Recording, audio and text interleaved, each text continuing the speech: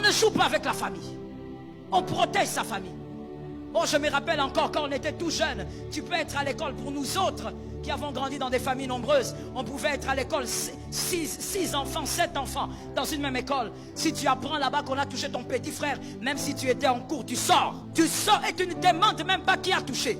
Peut-être que toi tu ne me comprends pas, tu n'as pas de petits. Moi j'avais 5 petits derrière moi. Donc moi quand tu touches mon petit, c'est moi que tu auras sur le dos. Je ne te pose même pas la question ce qu'il a fait. Je commence d'abord par te rosser et puis je vais poser la question qu'est-ce qu'il a fait. Je protège mon frère.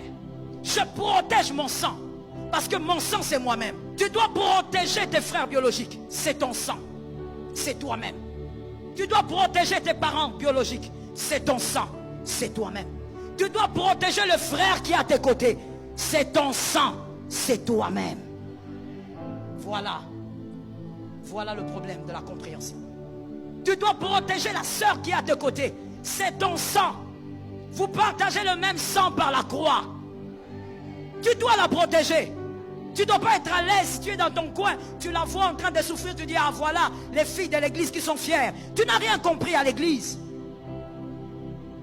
Tes parents biologiques, spirituels, c'est ton sang, ça se protège. Que l'Éternel nous fasse grâce.